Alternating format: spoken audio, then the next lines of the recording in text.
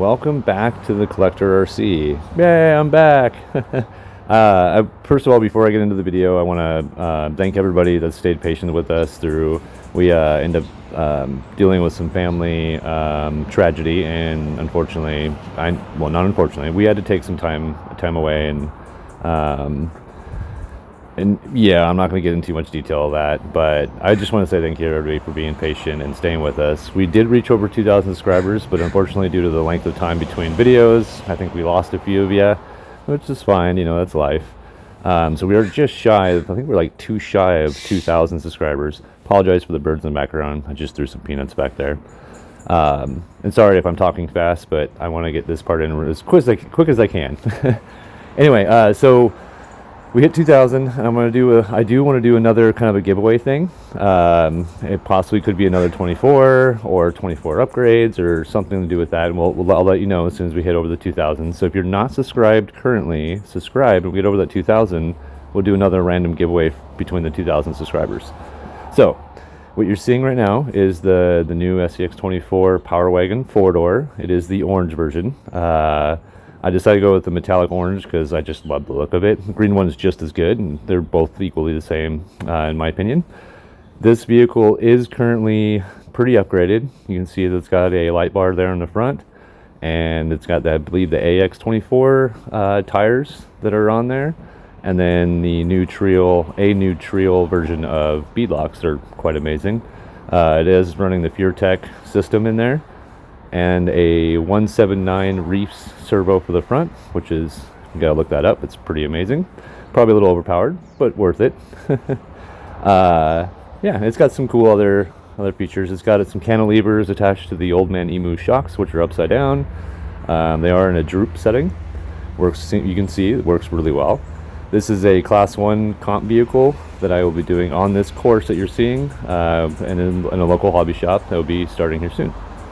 But yeah, this vehicle, right now I'm doing all my test runs and kind of seeing how it can do. I've tried to choose some pretty difficult routes, and as you can see, it handles pretty well.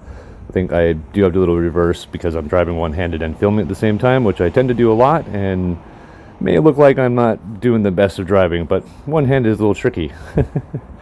Anyway, so with the upgrades on this, it is very low-end weighted. It doesn't have a lot of brass as far as like besides the weighted trio beadlocks that are on there. It does have foam in the tires, and you can see here it handles really well. I don't seem to have any of the top heavy issues stuff. And yeah, next car. All right, so we're gonna get into the Fury Wagon FX118. It's an 18 scaled Fury Wagon. This thing is it's an unboxing video, and there's a stay to the end. There's a little bit of driving with it. This thing is beautiful. I really love this thing, and I actually had purchased the new Cayman Pro as well, which will be in the next video that I'll end up doing. But as you can see through the video, I take my time kind of showing you all the ins and outs of the box, what's in the box, and it like I said, it's just beautiful. With that 24, by the way, I will include that more into more detail, and I'll do a video specific on that car alone and what I've done, give you the links for all the stuff I put in there. So if you're interested in wanting to purchase any of that stuff, you can find it yourself, or just go to your local hobby shop. And yeah, I mean, that's where pretty much I got most of it, besides the weighted trio beadlocks. All right, so we're gonna get in the opening of this thing, cutting the tape with my trusty little knife. This I pre-ordered this, and it didn't take too long before I ended up receiving it. I pre-ordered it pretty early, so I had to wait, for the release, and then they shipped it to me pretty quick after release. And I do pay for all my vehicles. I am not sponsored by anybody. It keeps me from, keeps my opinion free, which is always a recommended thing that I like about a lot of these YouTubers and stuff, when they're able to speak their mind truly on what they feel about these vehicles. I have purchased a lot of vehicles since the time of my last video to this video, so I have a lot of new stuff to show you. I mean, a lot. I would say upwards about 10 more RCs, not including the 2 that you're seeing in this video. and maybe even more, and then other things to go with it, upgrades and components, and then some other things that kind of will help with my future YouTube video making. So, but again, sorry for the birds. They're eating peanuts and they're pretty loud.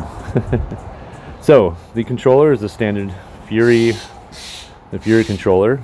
It's pretty good. A little small, I think, for my hands, but I don't mind it. You know, I tend to go and hook everything up to a FlySky GT5, which is my favorite controller so far. The fact that I've never had to alter my batteries for it, I still run AA batteries in it, which you could potentially upgrade it to a LiPo battery if you need to, but I'm now running, I think, 7 or 8 cars out of the 20 spots it has on it, and I love it. But this one, for these cars, I kind of keep them to their stock controllers and let them run for a while to see how I kind of like them, and eventually may, switch it up to the GT5. But all right, it's taking the cellophane off. As you can see, I got the black with the fire. It caught my attention immediately, and I really wanted it.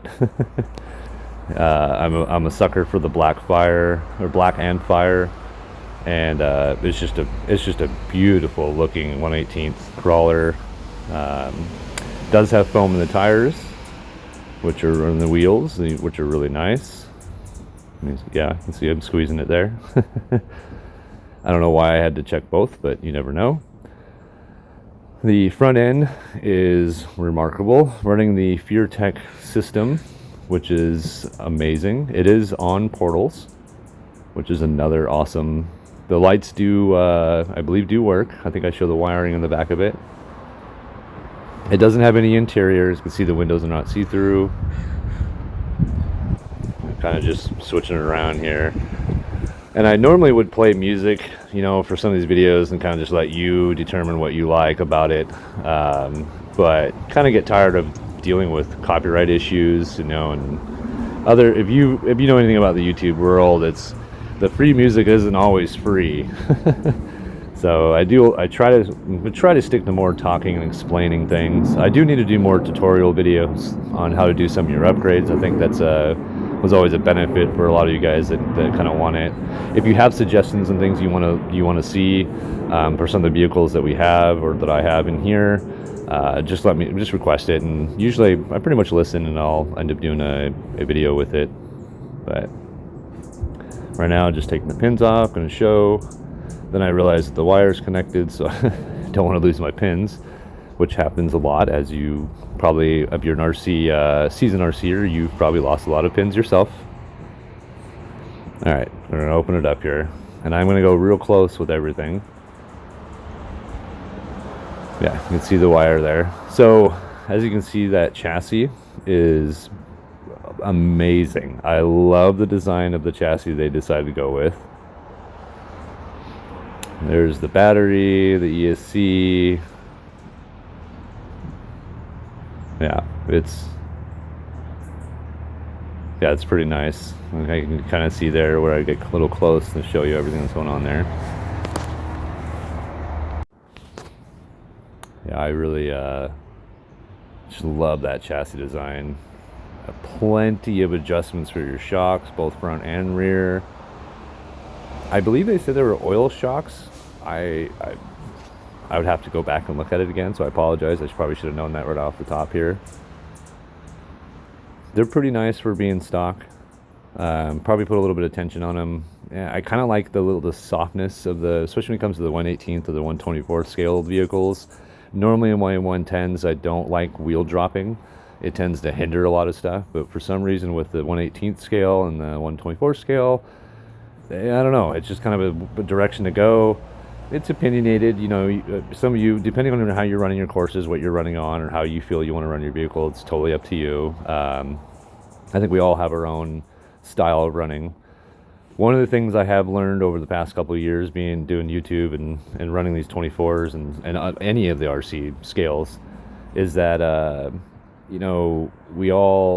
always kind of wanted to build things to what I like. But if you get into the composite side of it, you can't really build it the way you like necessarily. You got to get scale items, you got to put scale stuff on there. And so you realize that You can't always build it exactly the way you want it. But I'm gonna show what's in the box, a little bit of magic, or showing what's in the bag with a little bit of magic, and it's quickly opened with the power of the magical knife. You got some mirrors you can attach. There is some hard springs for your shocks, and a Stinger style bumper that you can mount on. It does not come with a rear bumper, so that's something you'll have to do yourself. The old favorite Starcross tool that I have tons of, and then a USB wall adapter charger, which I'm not a big fan of, but it works for now. It does charge through the balancer. Then we're going to open this up here.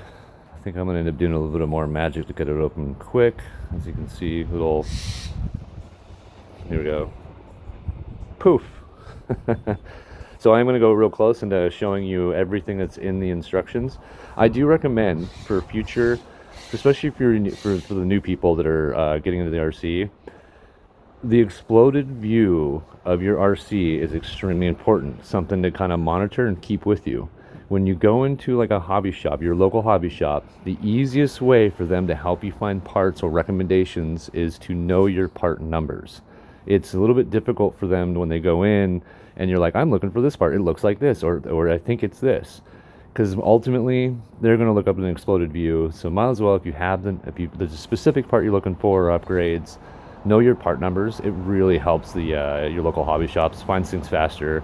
They can just type it into a computer. They can see it right away if they have it or not, depending on how your local RC shop runs. And then we're going to flip it. There we go. And again, we'll go real close. It's all your specs, all your information, all your warnings, your battery information, your controller, what all the different buttons do. There's a lot on here, so you should definitely take a look at it if you decide to get this vehicle.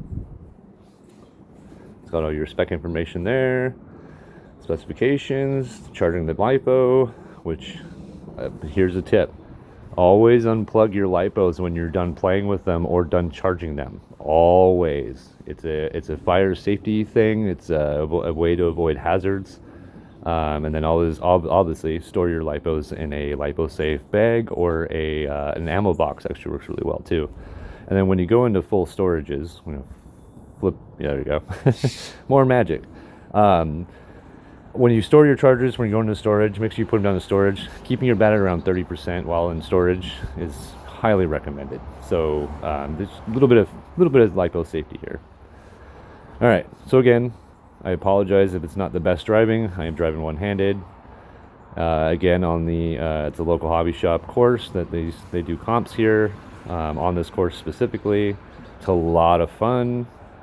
The course is primarily rock with some foam, but the foam is coated in like a sand or or rock itself, as you can see. But yeah, so I'm gonna end the video probably here pretty quick here. And so real quickly, just again, wanted to thank everybody for being patient for my videos. I am back and I will be making a lot more videos. I think I'll start off with doing a video at least once a week because I have a lot of new cars to show you guys and go over, including the Promoto motorcycle, the going into the Limitless that I've done, and then also the XO1 that I've also purchased. Yay! And we're going to go into detail with that. And then I also have the Cayman Pro 24 that we're going to go into, also by Furitek, which is, I love it. It is a beautiful, beautiful vehicle. But I just wanted to thank all you guys for sticking with my YouTube channel. And yeah, so see you next time.